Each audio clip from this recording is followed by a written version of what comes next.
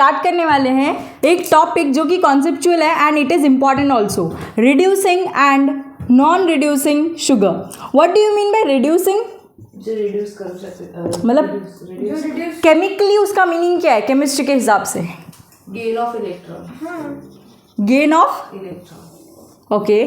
और oxidation state, oxidation number के basis पर, लॉस ऑफ ऑक्सीजन। और यस ये भी राइट है। और क्या? ऑक्सीडेशन नंबर कम होता है या ज़्यादा होता है? कम होता है, कम होता है, कम होता है। जीरो से माइनस में आता है, कम होता है 3 to 2 ऐसे। ओके, अब देखो reducing and non reducing sugar क्या होता है। सबसे पहले ये हम लोग एक ले लेंगे टेस्ट ट्यूब, ओके, एंड इस टेस्ट ट्यूब के अंदर हम लोग डालेंगे एक सॉल्यूशन जिसको हम लोग बोलते हैं बेनेडिक्ट सॉल्यूशन या फिर फेहलिंग सॉल्यूशन। कौन सा सॉल्यूशन है? बेनेडिक्ट सॉल्यूशन और फेहलिंग सॉल्यूशन। ये जो सॉल्यूशन होता है इसका नेचुरली कलर जो होता है ये होता है ब्लू। अब ब्लू कलर किस आयन की वजह से होता है? ब्लू कलर किस आयन की वजह से होता है? ये Cu+2 कॉपर की वजह से, ठीक है। सो अभी क्या होता है, ये बेनेडिक्ट या सबसे पहले क्या किया, एक टेस्ट ट्यूब लिया, उसके अंदर क्या डाला हमने, बेनेडिक्ट या फिर फेहलिंग सॉल्यूशन जिसका कलर क्या है, ब्लू है। किसकी वजह से ब्लू है? कॉपर, Cu+2 आयन की वजह से। अभी हमने क्या किया, इसके अंदर एक शुगर डाली। क्या डाली इसके अंदर? शुगर। एंड ये शुगर कैसी है? रिड्यूसिंग शुगर है। कैसी शुगर है ये? रिड्यूसिंग। जब हम इस टेस्ट ट्यूब के अंदर बेनेडिक्ट सॉल्यूशन के साथ रिड्यूसिंग शुगर को डालेंगे तो ये कलर चेंज होगा एंड कलर किसके अंदर जाएगा? रेड के अंदर। ये जो टेस्ट ट्यूब का कलर है ये Benedict solution and Fehling solution का, ये कैसा हो जाएगा? अभी रेड कलर का हो जाएगा। एंड रेड कलर किसकी वजह से होता है? यहाँ पर Cu+1 की वजह से। ओके, मतलब यहाँ पर क्या हुआ, जब हमने ये शुगर डाली तो ये शुगर ने Cu+2 को रिड्यूस किया किसके अंदर? Cu+1 के अंदर। इसीलिए इस शुगर को बोला जाता है रिड्यूसिंग शुगर। एंड हमें कैसे पता चला कि ये रिडक्शन यहाँ पर प्रोसेस हुई है? क्योंकि कलर चेंज हुआ है। कहाँ से? ब्लू से रेड। एंड कुछ शुगर तो ये जो होती है इसे बोला जाता है रिड्यूसिंग शुगर। रिड्यूसिंग शुगर वो होती है जो बेनेडिक्ट सॉल्यूशन या फेहलिंग सॉल्यूशन का कलर ब्लू से रेड के अंदर चेंज करे।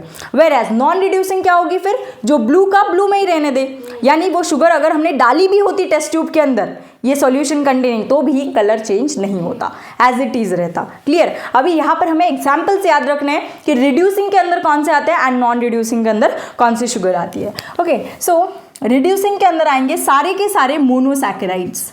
अब मोनोसैकेराइड के एग्जाम्पल पता ही है तुम्हें, क्या क्या है बताओ? हाँ, नाम बताओ उसका। राइबोज शुगर, और मोनोसैकेराइड के अंदर ग्लूकोज है, और क्या है?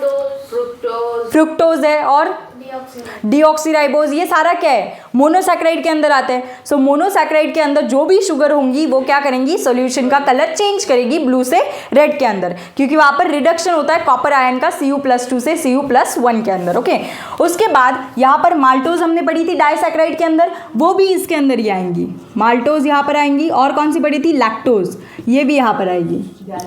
सुक्रोज जो होती है ये ओलिगोसैकेराइड इसके अंदर आती है नॉन रिड्यूसिंग के अंदर। ओके, नॉन रिड्यूसिंग के अंदर अभी क्या आएगा? नॉन रिड्यूसिंग का एग्जांपल सारे के सारे पॉलीसैकेराइड्स, यानी पॉलीसैकेराइड के एग्जांपल बताओ जो हमने आज पढ़े। कौन से है? पॉलीसैकेराइड, इन्यूलिन और सेल्यूलोज, स्टार्च और काइटिन, ग्लाइकोजन, ये क्या है? सारे पॉलीसैकेराइड्स। सो ये पॉलीसैकेराइड क्या करेंगे? बेनेडिक्ट सॉल्यूशन का कलर चेंज करेंगे या नहीं करेंगे? नहीं करेंगे, क्योंकि ये किसकी कैटेगरी के अंदर आते हैं? नॉन रिड्यूसिंग शुगर के अंदर। और यहाँ पर आता है सुक्रोज। क्या आएगा यहाँ पर? सुक्रोज।